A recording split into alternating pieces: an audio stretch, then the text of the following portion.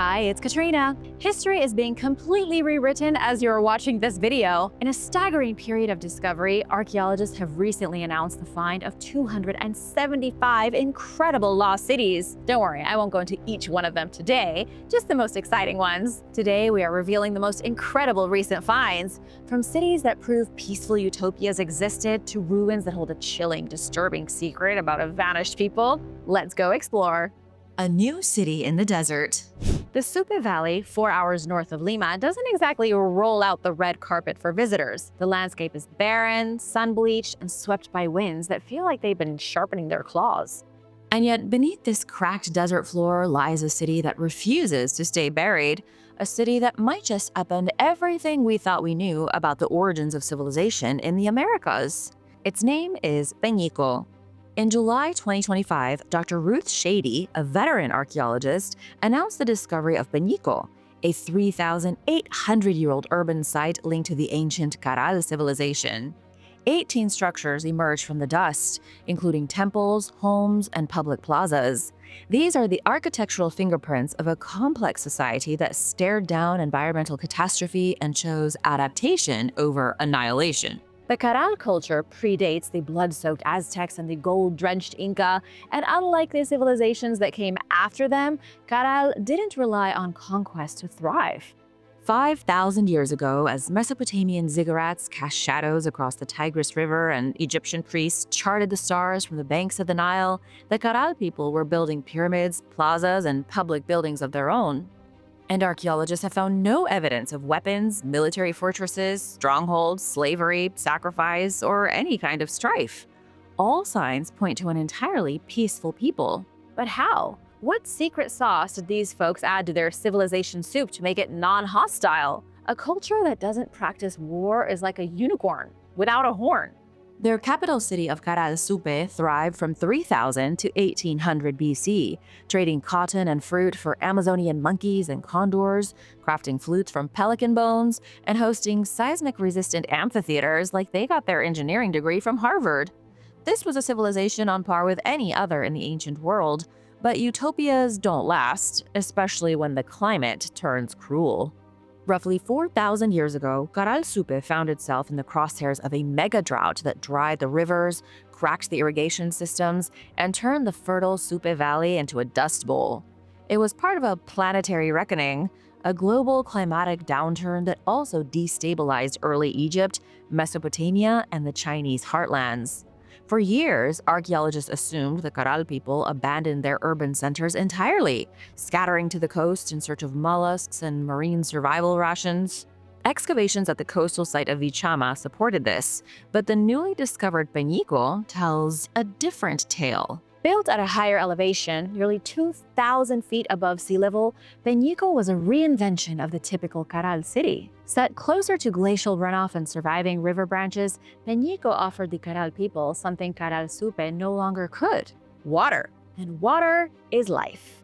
So while Caral Supe collapsed and much of the overall Caral culture crumbled, Peñico adapted and survived. And they did it without violence. Peñico shows no signs of battle, siege, or militarization. There are no barricades, no burned-out homes, no bone pits filled with enemies. What archaeologists found instead were ceremonial temples, artisan neighborhoods, and a level of artistic expression that seems defiantly hopeful in the face of hardship. Researchers found sophisticated clay figurines, bone carvings, necklaces, even a sculpture of a woman's head, face painted red with hematite, her hairstyle preserved in coiled elegance. These were people who understood the power of cultural continuity and who made beauty a survival strategy. So, if Caral Supe, Peñico, and other cities thrived peacefully, who ruled them?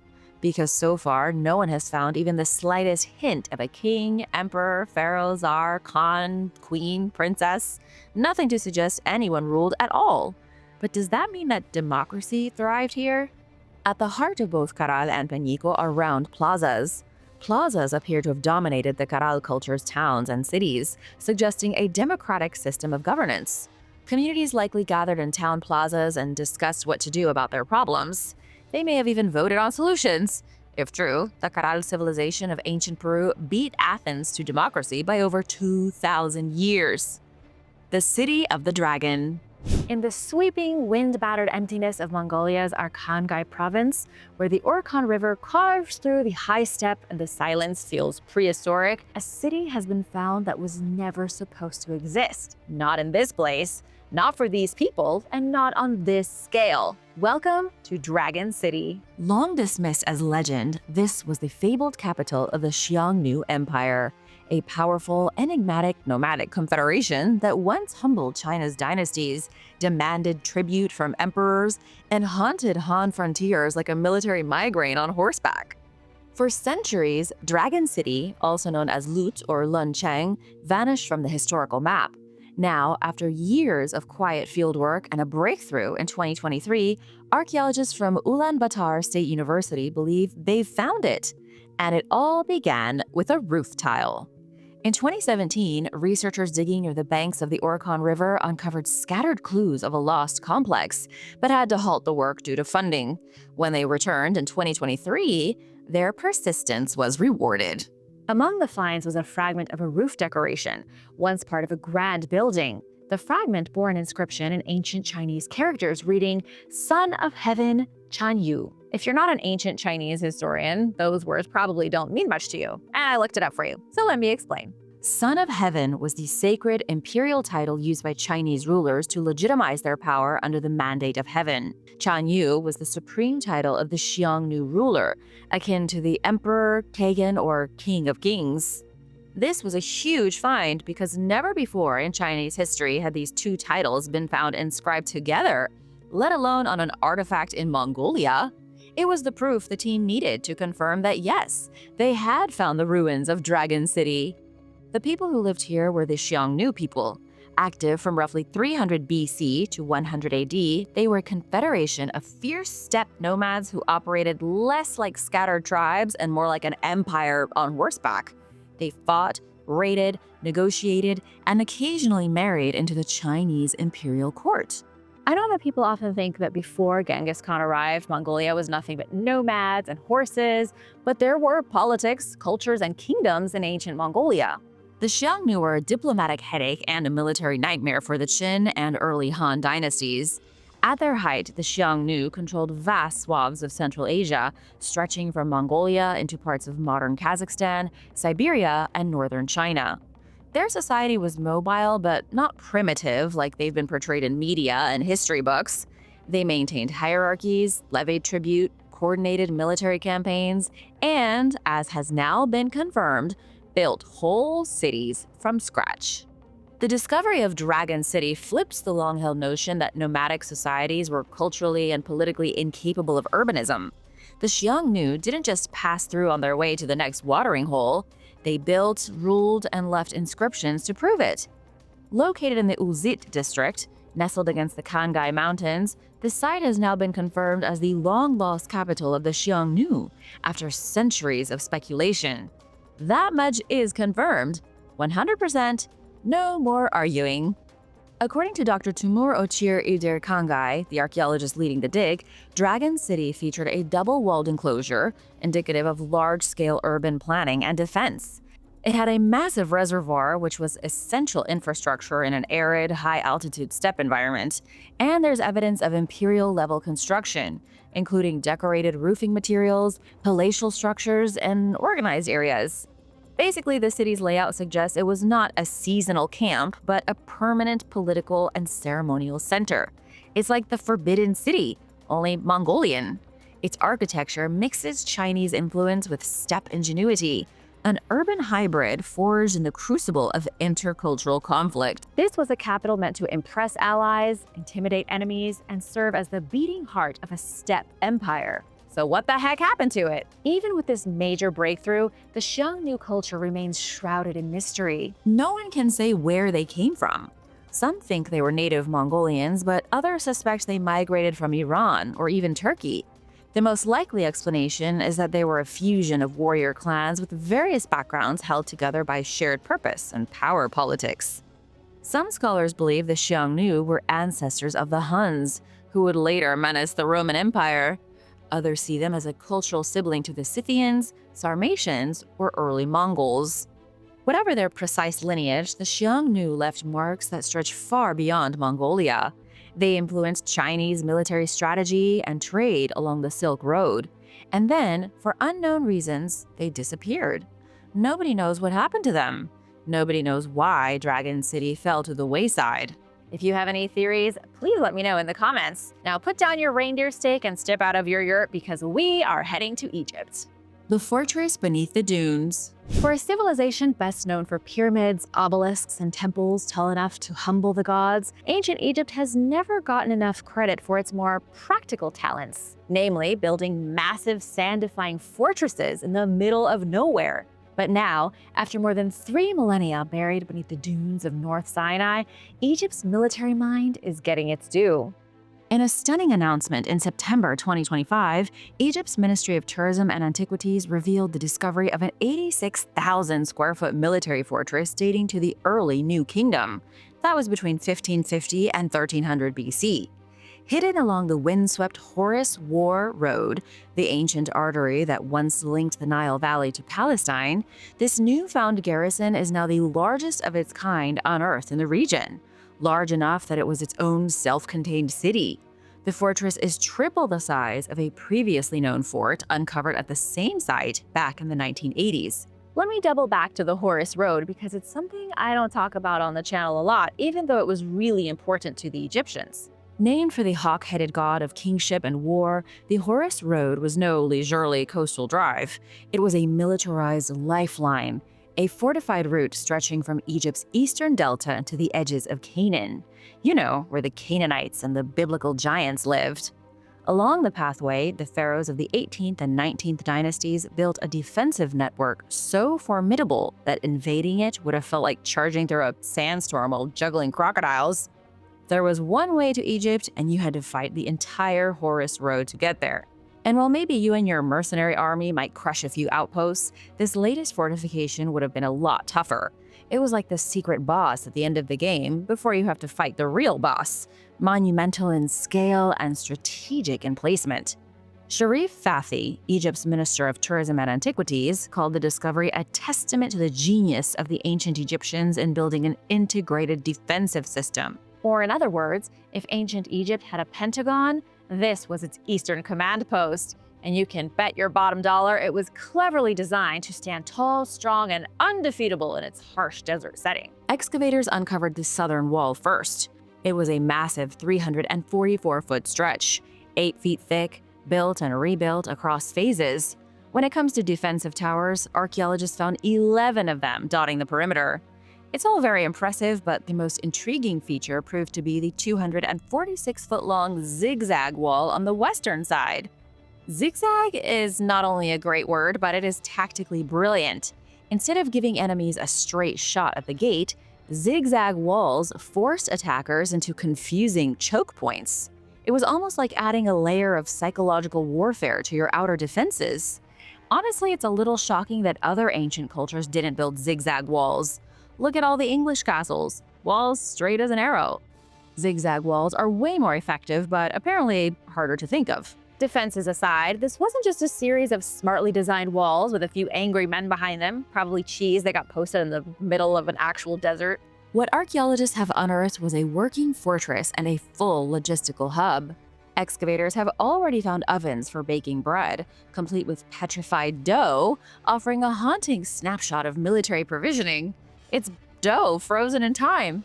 They also found pottery dated to the first half of the 18th dynasty, including a handle stamped with the seal of none other than Pharaoh Thutmose I himself. If you don't know Thutmose, you should. He was the warrior king who laid the groundwork for Egypt's later empire-building rampage through Nubia and the Levant. But that's a story for another day. Today, I'm talking Turkey. Well, volcanic rock, actually. Archaeologists also found volcanic stone at the site, likely imported from the Greek islands, which is startling proof of Egypt's intercontinental trading muscle. Even when building defensive forts in the sand, the Egyptians brought in materials from across the sea. It's further proof of just how rich this kingdom is. Now that I think about it, the whole thing is a reminder of Egypt's rarely emphasized military legacy. Most people associate ancient Egypt with mummies, tombs, sun gods, and the occasional hippo fight. But Egypt was also a sophisticated geopolitical player. Egypt fortified its borders with military precision and maintained networks of supply, communication, and culture across thousands of miles. The Sinai Peninsula was Egypt's ancient DMZ, a buffer zone between its Nile Empire and the threat of everyone else on the other side, mainly whoever ruled the lands in the Middle East. And trust me when I say that everyone wanted to invade Egypt. It was the hottest piece of ancient real estate. This latest find confirms that the eastern edge of the Egyptian world was under constant surveillance and protection, not unlike a Bronze Age NORAD. These are the sorts of questions only time and artifacts can answer, and scientists are still investigating. Hopefully soon I'll be able to give you even more details on this lost desert fortress, so stay tuned. The oldest underwater city ever. Off the sunny shores of southern Laconia, Greece, lies a city that defies the usual conventions of archaeology. It isn't buried beneath jungle vines or desert sand, and it's not perched atop a windswept hill waiting to be uncovered by trowel and brush. Instead, the ancient city of Pavlopetri is completely submerged. It's the oldest underwater city ever discovered and has been quietly lying in plain sight for nearly 5,000 years. Discovered by British oceanographer Nicholas Fleming in 1967 using aerial photography, the city looked like a series of faint shadows etched into the seabed. But those lines weren't tricks of light or coral formations. They turned out to be streets, houses, public squares, and pottery workshops. What Nicholas had revealed was a meticulously laid out city grid more ancient than the Parthenon, more complete than Pompeii, and far wetter than anyone was prepared for. As if archaeology isn't hard enough, try doing it in a scuba suit. The initial assumption was that Pavlopetri dated to the Mycenaean period, meaning to the days of King Agamemnon and the Trojan War. But then came the curveball. Excavations in 1968 by the University of Cambridge revealed that the city wasn't from the Mycenaean age in 1600 BC, it was from 2800 BC. That makes Pavlopetri older than Mycenae, older than Knossos, older than the pyramids of Giza, and about the same age as the earliest cities of Mesopotamia. But unlike those other cities, Pavlopetri was designed with shocking precision. It had a real, functioning urban grid, just like any city designed in the 21st century, complete with residential neighborhoods, administrative buildings, marketplaces, workshops, and storage areas. UNESCO calls it one of the first planned cities in human history, which is archaeologist speak for if they were doing SimCity before it was cool. Pavlopetri offers a tantalizing image of a Bronze Age civilization operating at full tilt. Add to that a sudden submersion by not one, but 3 cataclysmic earthquakes, and you've got a perfect storm of mystery. The problem is picking up the pieces. Literally.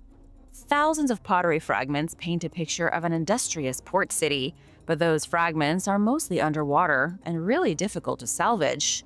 There are also bronze and iron tools, weapons, jewelry, and household items, all waiting to be brought to the surface.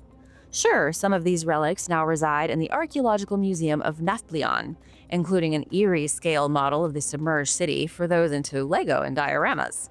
Meanwhile, the bulk of Pavlopetri's treasures remain underwater, preserved beneath layers of Mediterranean silt. The good news is that the city is snorkel accessible. You don't need to be James Cameron to dive into history. And recently, the place has been getting a lot of attention, which means new discoveries. Pavlopetri got its close-up when the BBC featured it in the documentary City Beneath the Waves. Using 3D visualization technology, researchers created a virtual model of the city's layout and structures, bringing the ancient port back to life with uncanny realism. You almost felt like you could walk through the streets and wave at all the people selling whatever the 4,800-year-old version of hot dogs was. The documentary revealed homes with hearths and courtyards, shops with storage jars, and roads that still seem ready to host donkey carts. Thanks to cutting-edge sonar and robotic mapping, experts now have a virtual reconstruction of what Pavlopetri may have looked like before Poseidon sent in the wrecking crew. And what a wrecking crew the sea god sent! In 1000 BC, the city was shaken by an earthquake. Everything might have been okay if not for the next earthquake, and then the next one. After 3 consecutive quakes, Pavlopetri was destroyed. It sank into the sea and has never resurfaced. The exact details of the event are vague since no one there is alive to tell the tale.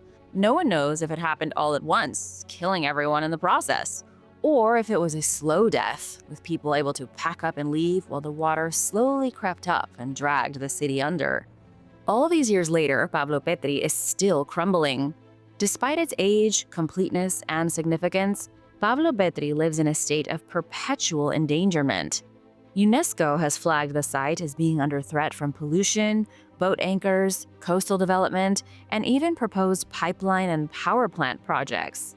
Plus, since the city is so close to the surface, looters and casual divers have already caused major damage to parts of the site. You can strap on a mask, go for a dive, and tuck a treasure into your waistband. Because of how easy it is to rob, there's just no way of telling how much stuff has already been taken by random people. It's a tragedy in the making. The oldest submerged city in the world, potentially the prototype for Atlantis itself, currently has fewer protections than your average seaside gazebo. If anyone has ever visited this place before, I'd love to know what the experience was like. Please share in the comments. When the Aztecs turned sacrifice into architecture. In the heart of modern-day Mexico City, beneath the concrete and the chaos, lie the remains of a lost city built on blood. The ancient Aztec capital, Tenochtitlan, was once one of the largest and most powerful cities in the world. It also happened to be one of the most brutal before the Spanish destroyed it and buried it under the foundations of the New World. Now, thanks to an eerie archaeological discovery near the Templo Mayor, experts have a clearer and much bloodier picture of just how far the Aztecs took their religious devotion. Researchers have uncovered one of the infamous Tzompantli that still stands. Tzompantli are skull racks, but the word racks doesn't do them justice. These are more like towers, massive monuments where the severed heads of sacrificial victims were displayed like grisly trophies. Anyone who had a psychotic little sister who liked to mount her doll heads on her dollhouse like she was Vlad the Impaler reincarnate, you know what I'm talking about. Aztec skull towers were the epitome of brutality. But that was kind of the Aztecs' whole thing. They did build an empire on blood and sacrifice after all. When Spanish conquistadors entered Tenochtitlan in 1519, they wrote horrified accounts of skull racks that held tens of thousands of human heads. Modern scholars dismiss these numbers as wild exaggerations from shocked Europeans unfamiliar with Mesoamerican ritual. Scholars said it was propaganda, a way for the Spanish to denounce the people as savage barbarians. But they did really have these skull racks. When the Spanish entered the city, they really would have been confronted by giant towers fitted with human heads, possibly in various states of decay. In fact, with this newest discovery in the buried ruins of the city, with over 650 skulls and thousands of fragments recovered near the Templo Mayor, it seems the Spaniards might have been underselling it. According to archaeological teams from Mexico's National Institute of Anthropology and History, these victims were sacrificed in classic Aztec fashion. Those who ended up on the skull racks first had their hearts ripped out while they were still beating, followed by decapitation, defleshing, and finally mounting their skulls like the grossest Christmas decorations ever. Or on the flip side, like the greatest Halloween decorations ever. But hold on here, guys. Aren't you a little bit curious about the why? Like, why did they do it? What was the point of a skull tower? The Tzompantli was a monument to the gods, carefully arranged with the skulls of real victims. Each skull was drilled through, threaded onto poles, and assembled into a tower the size of a basketball court. Flanking it were columns made entirely of stylized skulls, acting as both spiritual tribute and psychological warfare. One colonial account claimed a single rack held over 130,000 skulls. Was that an exaggeration? Maybe. It's hard to say since none of the towers are still fully kitted out with dead heads. Archaeologists have to guess based on the number of skulls and fragments found. In 2 excavation seasons, archaeologists recovered 180 nearly complete skulls, many with clean decapitation marks and evidence of post-mortem defleshing. This indicates that everyone who lost their head was the victim of a precise and practiced ritual. But it still doesn't tell us how many skulls or skull towers stood in the dead city of Tenochtitlan at once. A few thousand? Almost definitely. Tens of thousands? It's possible. As for the victims, forensic work revealed that around 75% of the skulls belonged to young men between 20 and 35. Not only is that the prime age to be drafted, it's also the prime age to be an Aztec warrior. This suggests most of the heads belong to fighters killed in battle. Meanwhile, another 20% of the skulls were women, and the remaining 5% were children. I don't know what brought their heads onto the skull tower, but I will say that based on the health of the victims, they may have either volunteered or been carefully selected to be sacrificed.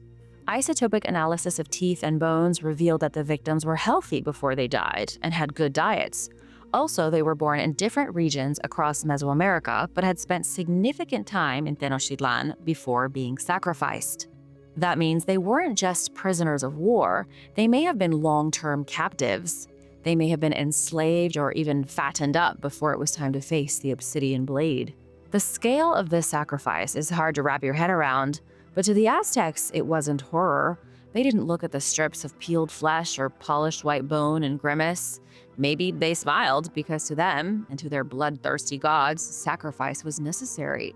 The Aztec believed that the universe ran on blood, and their gods demanded it. The Aztecs knew in their souls that if they did not spill blood, the sun wouldn't rise.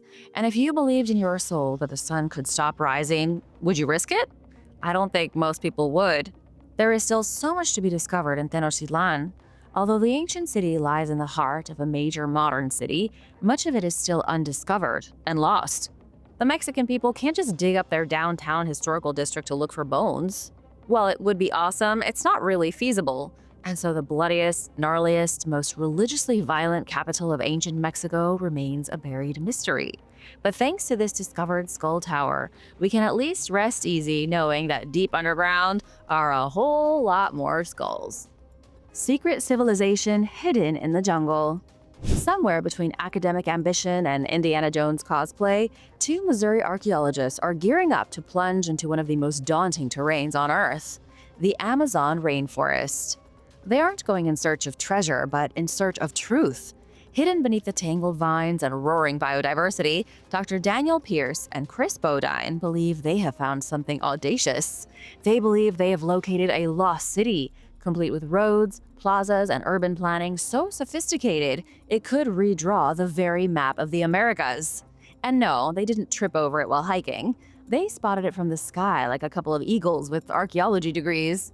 Thanks to LiDAR, a laser-based remote sensing technology that strips away jungle canopy like a digital machete, they have mapped out geometric structures, pathways, and possible buildings buried under the Amazon's green cloak.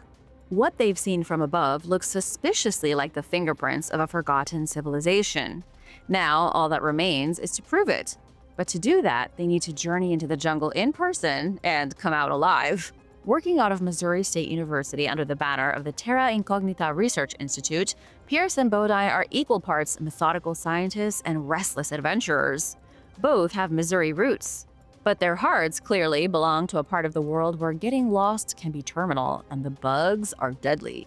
All the data they've collected in the lab points to a civilization more sophisticated than any believed to exist in the ancient Amazon 1,000 years ago, and they are determined to bring it into the light.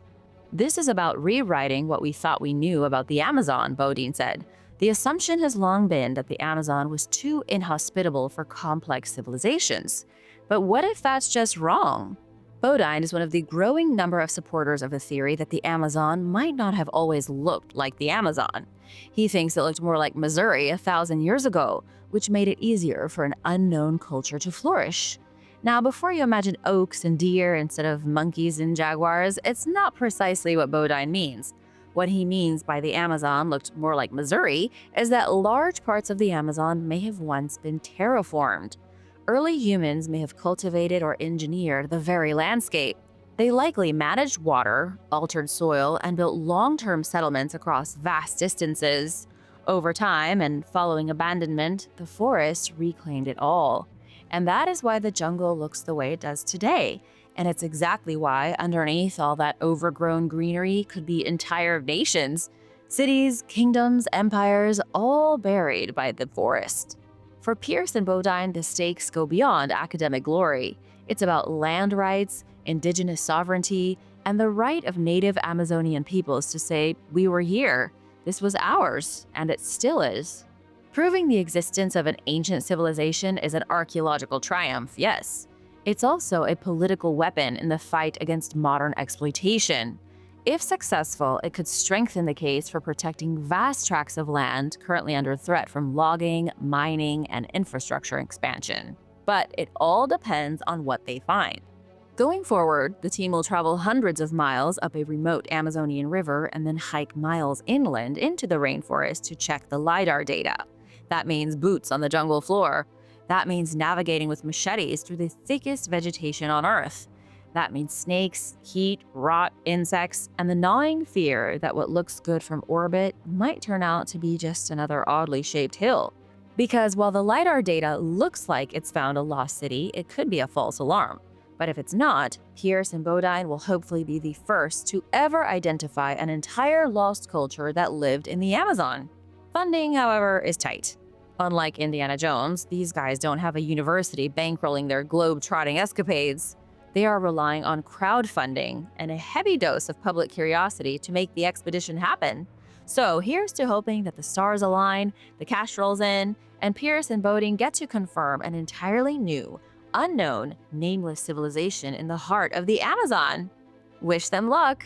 Thanks for watching! Which of these incredible lost cities would you love to explore in person? Let me know in the comments. Be sure to subscribe and hit that notification bell, and I'll see you soon. Bye!